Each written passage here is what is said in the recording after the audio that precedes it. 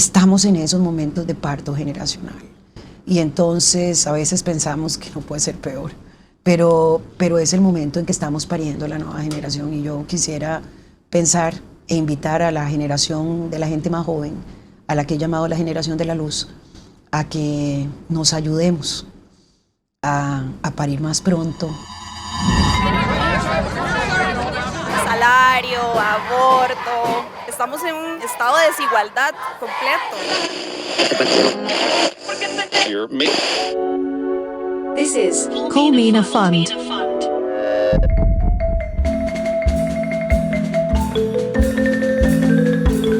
Bienvenidos a Resistir, Persistir y Reimaginar, un podcast de Colmena Fund donde exploramos las voces, estrategias e historias detrás de los liderazgos políticos de mujeres e identidades diversas en el sur global. Hoy les presentamos un nuevo episodio. Esta ocasión tuvimos el honor de entrevistar a una de las líderes afropolíticas más relevantes de Latinoamérica, quien también es parte de nuestro comité directivo. Epsi Campbell Barr fue vicepresidenta de Costa Rica de 2019 a 2022, la primera mujer afrodescendiente en ocupar un cargo político de este nivel en el continente americano. Ahora comparte este honor con Kamala Harris y Francia Márquez. Desde entonces, Campbell ha liderado esfuerzos para articular redes diversas de mujeres afroamericanas en la política y es fundadora de la Coalición Global contra el Racismo Sistémico. En este episodio, Campbell comparte su vida y camino en la política, la lucha contra el racismo sistémico, los desafíos que ha enfrentado y su visión de sociedades diversas e inclusivas en América Latina y el Caribe. ¡Comencemos! Yo soy Epsi Campbell, soy ex vicepresidenta de Costa Rica, soy además del Steering Committee de Colmena Fund y hago parte de muchos movimientos que promueven los derechos, la justicia, la igualdad y la sostenibilidad.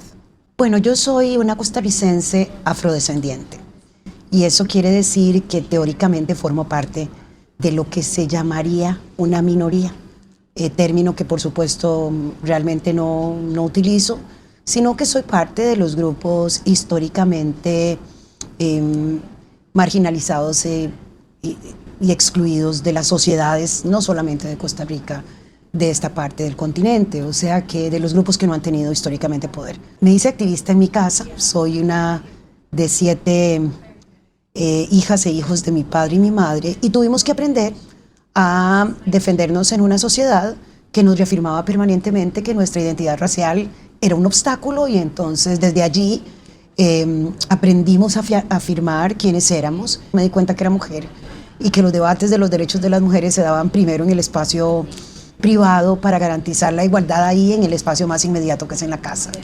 Y así me involucré y promoví muchas organizaciones sociales en movimientos infantiles y juveniles, en la universidad. Yo llego a la política como activista social. Es un partido político que nace a principios de este siglo, quien me invita a ser parte de su lista de diputados y diputadas, un partido nuevo que tenía una oferta muy comprometida con los derechos humanos, con los derechos de las mujeres, tenía incorporada ya la paridad, y me invitan a ser parte de ese esfuerzo que se estaba construyendo en ese momento.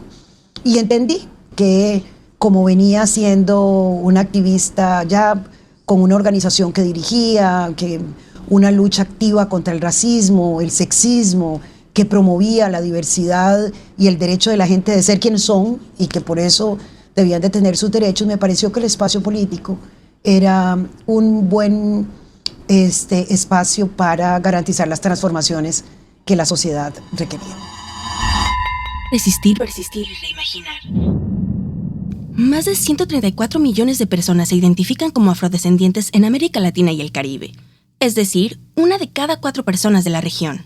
A pesar de su importancia, esta población enfrenta discriminación y desigualdades sistémicas que afectan sus derechos en todas las dimensiones, desde el acceso a la salud hasta la participación política. Por ejemplo, no fue sino hasta el año 1949 que las personas afrodescendientes tuvieron derecho a votar en Costa Rica, el país de origen de Campbell. Muchas desigualdades estructurales se reflejan en la representación política de esta población, especialmente de mujeres afrodescendientes, quienes continúan siendo significativamente subrepresentadas en espacios de participación y toma de decisiones que impactan su vida. Realmente creo que los obstáculos fundamentales que han tenido las personas afrodescendientes, mujeres y hombres, han sido obstáculos relacionados con el entendimiento de qué es ser ciudadano o ciudadana latinoamericana.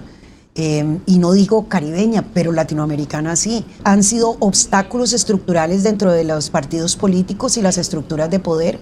Ha sido una estructura institucional que sigue preservando esa lógica de estratificación social, económica y política desde el colonialismo, que coloca a unos en la base de ese poder, que son a las personas negras, afrodescendientes, africanas, y que entonces el acceso a los derechos se ve como una cosa muy lejana.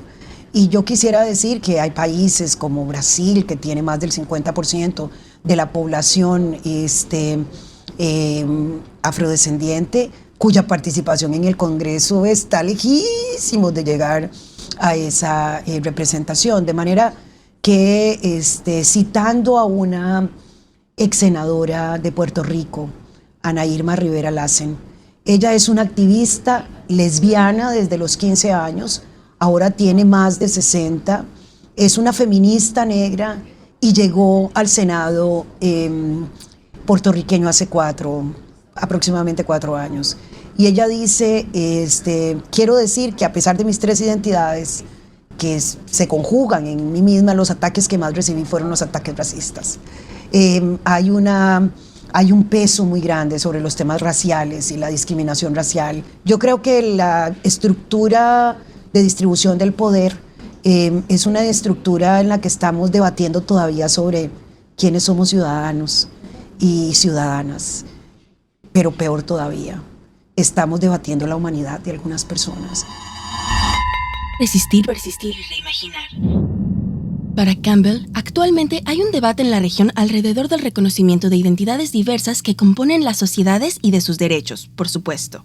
En la lucha por construir sociedades realmente democráticas donde todas las personas sean reconocidas como ciudadanas, la ex vicepresidenta considera que es fundamental para los movimientos de mujeres afrodescendientes la incorporación de las demandas de las diversidades exogenéricas en la región. Para eliminar las distintas maneras de discriminación que se viven en la región, se necesita formar alianzas. De lo contrario, no sería posible crear sociedades donde todos tengamos el derecho a vivir libre y plenamente, explica Epsi. Los temas relacionados con la agenda de la diversidad sexual son temas que avanzan y retroceden permanentemente. Y las personas que llevan esas banderas muchas veces se sienten aisladas. Yo quiero poner como positivo, no obstante, el caso de Brasil, donde el movimiento de mujeres negras, por ejemplo, ha acogido como parte estructural del propio movimiento el movimiento de la diversidad sexual, porque entienden las mujeres negras, como en muy pocos movimientos, que las identidades de género y sexuales son parte de simplemente ser humanas, o sea, no es nada extraordinario. Entonces han incorporado esas agendas como parte de la agenda y creo que efectivamente estamos avanzando mucho, ¿verdad? Hay cada vez mayor reconocimiento, pero todavía nos queda muchísimo por entender, salir de la caja, que las personas son hombres o mujeres heterosexuales, latinos o blancos, que son de una cierta clase social, ¿verdad? Ese imaginario inexistente. Las personas somos diversas en nuestras identidades y estamos cruzadas por eso, y además vivimos en una región donde las mayorías son excluidas. No necesita ser parte uno de una minoría, porque es un continente completo, una parte de un continente donde hay países donde más del 50% de la gente vive en pobreza, donde hay países donde menos del 30% de las mujeres están representadas en los congresos, donde los pueblos indígenas, a pesar de ser mayorías o representar grupos importantes, no tienen los asientos correspondientes en los espacios de toma de decisión. O sea que no se trata de democracias incompletas. Entonces, allí donde se nos cruzan todas las identidades, que ese es el debate es que nos reconozcamos tal como somos y que abramos la posibilidad de un nuevo pacto social que reconozca que desde ese lugar tenemos que tener garantizados todos los derechos. Queremos una sociedad que cuide la casa grande, que entienda que vivimos en este planeta y que tenemos que darle a las próximas generaciones un lugar no igual, incluso mejor que el que recibimos. Yo creo que evidentemente para eso requerimos aliarnos los unos y los otros. No entiendo aquellas gentes que forman parte de movimientos en donde reclaman derechos que discriminan a otros movimientos. Acabar con el racismo no va a ser posible si no acabamos con el sexismo, con la homofobia, con la discriminación por discapacidad, si no acabamos con esta idea de que la gente va perdiendo valor cuando se hace más vieja o vale menos cuando es demasiado joven. O sea, realmente creo que las alianzas de los movimientos que están procurando una transformación y una nueva noción del poder, una nueva noción de acuerdo social, un pacto social donde todas las personas tengan una silla del mismo tamaño y se sientan representadas. Resistir, persistir y reimaginar. Para apoyar a estos movimientos y a las mujeres que están transformando las realidades del sur global, Campbell señala que tanto el respaldo financiero como la construcción de comunidad son esenciales. Aquí recae la importancia de la filantropía, especialmente de iniciativas como Colmena Fund, al reconocer este trabajo a lo largo de diversos territorios e identidades. Yo pienso que se necesita dinero para hacer muchas cosas en la vida, ¿verdad? Y además hay dinero suficiente en el mundo para hacer todo lo que necesitamos. Con el dinero que hay en el mundo no debería haber una sola persona que pasa hambre, ni una sola persona que le falte un tratamiento de salud. Y yo creo que la filantropía es fundamental.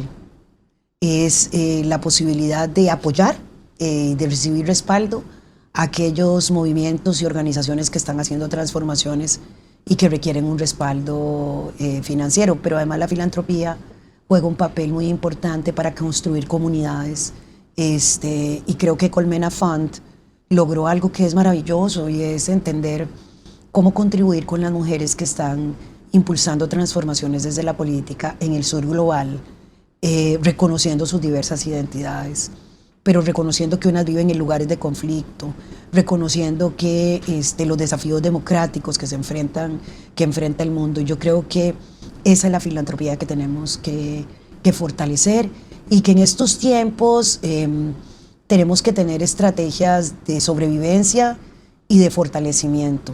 Y las estrategias son, si el camino es correcto, pero hay que buscar todos los aliados que se puedan para fortalecer esa acción que se está haciendo. Y hay aliados en todo lado. Hay aliados en el sector privado, hay aliados en más filantropía, hay aliados en gobiernos, hay aliados en organizaciones y en muchas personas comprometidas. Pero yo encuentro que Colmena Fund está generando por primera vez, además es el primer fondo que financia directamente la promoción de la participación política de mujeres del sur global para hacer las transformaciones en justicia, democracia y derechos que necesitamos. Es bonito pensar en Colmena Fund porque son como abejas, como un grupo que se organiza para tener una misión mucho más concreta en el futuro. Resistir, persistir y reimaginar. Ante los desafíos que enfrentan las democracias de la región, Campbell explica que ella no es ingenua, sino que aún mantiene la esperanza de un futuro construido por distintos movimientos que trabajan por un nuevo contrato social. Estas crisis demandan repensar los cimientos democráticos para lograr construir algo mejor. Es el fin de una era, considera la exvicepresidenta. Primero quisiera decir que no soy ilusa, que reconozco la realidad, que cuando apuesto por la esperanza es porque entiendo que la sociedad tiene que tener su propio sistema inmune para protegerse en los momentos de enfermedad, como el cuerpo lo hace. Cuando el cuerpo manifiesta algún desequilibrio que se convierte en enfermedad, lo primero que recomiendan ahora es mantenga viva la actitud positiva porque eso le va a contribuir con el sistema inmune. Y yo creo que en los tiempos desafiantes hay que apostar, como decía la presidenta Bachelet, que dijo Desmond Tutu, que tenemos que ser prisioneros y prisioneras de la esperanza. Y yo creo que esa es mi apuesta. Por eso digo, eso no niega las realidades que enfrentamos y los desafíos que enfrentamos. Yo veo el futuro con esperanza. Yo pienso que las nuevas generaciones y que las generaciones de gentes que están haciendo cambio van a tener la posibilidad de hacer unas alianzas estratégicas que vayan transformando la realidad que debe ser transformada. Porque es verdad que todavía son millones de personas excluidas y que no tienen derecho. Porque es verdad que hay un montón de mujeres que están muy lejos de siquiera poder aspirar a tener a tener una participación política, porque tenemos criaturas en América Latina y en el mundo entero que antes de los 13 años se están quedando embarazadas, y eso es inaceptable, porque tenemos una cantidad de niños que no van a la escuela, y niñas, y cuando van a la escuela van en una escuela de unas condiciones pero precarias e inaceptables. Es verdad esa realidad, y en esa realidad sin embargo hay gente que está caminando y que está tejiendo. Yo creo que la democracia de a poco, incluso con las crisis que enfrenta, va a tener que replantearse las cosas más elementales. No hay democracia si no hay paridad, o sea, la democracia tiene que ser paritaria. No hay democracia con racismo y exclusión a los grupos que históricamente han sido excluidos. Entonces no hay democracia con racismo, no hay. No hay democracia con transfobia, homofobia, lesbofobia. Entonces sí creo que todos estos movimientos que se manifiestan de alguna manera, que van avanzando para la demanda de derechos, se van a ir juntando, porque vamos a entender que es la única manera de lograr el nuevo momento y el nuevo pacto social. Yo no sé cuándo, pero yo estoy segura que va a suceder. Yo estoy segura que vamos a tener sociedades que se cuiden a sí mismas y que se preserven. Estoy segura que las mujeres y los hombres van a ser capaces de entenderse desde todas las diversidades, las mujeres, los hombres y todas las identidades de género que hoy existen, las no binarias, las personas que tienen identidades sexuales y de género diferentes. Nos vamos a poder entender desde esos espacios para llegar a acuerdos. Así que yo le apuesto a que estas crisis que estamos viviendo son el final de una época para iniciar una nueva. Y que estamos mirando ese proceso, que es un proceso muy fuerte. Lo comparo con un parto. Cuando la mujer está pariendo, los momentos más terribles son cuando ya ella no aguanta más, cuando ya el dolor usted no se imagina que puede ser peor. Es justamente el momento en que la mujer da luz. O sea, es ese momento donde el cuerpo ya se dio totalmente para que la nueva criatura viera la luz.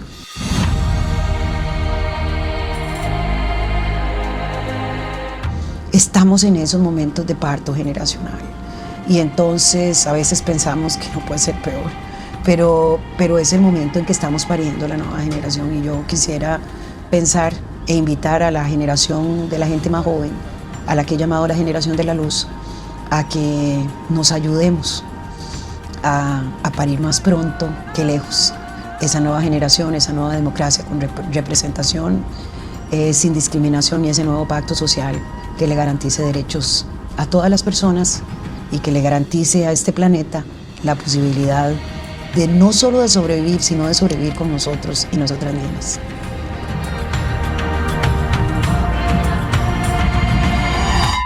Resistir, persistir y reimaginar. Llegamos al final de esta entrevista. Agradecemos profundamente a nuestra invitada por compartir estas perspectivas y mensajes tan importantes. Si este episodio te pareció valioso, te invitamos a suscribirte a nuestro canal, compartir, dejar una reseña o enviárselo a alguien que debe escucharlo. Puedes conocer más sobre el trabajo de Colmena Font en nuestra página web. En redes sociales puedes encontrarnos como @colmenafont en Instagram, Threads, Blue Sky y LinkedIn, y @font.colmena en Facebook. Este episodio forma parte del podcast Resistir, Persistir y Reimaginar, que protagonizan mujeres y personas de identidades diversas. Gracias por escuchar y por acompañarnos en la lucha por la participación política de las mujeres en el sur global. Salario, aborto, estamos en un estado de desigualdad completo. This is Colmena Fund.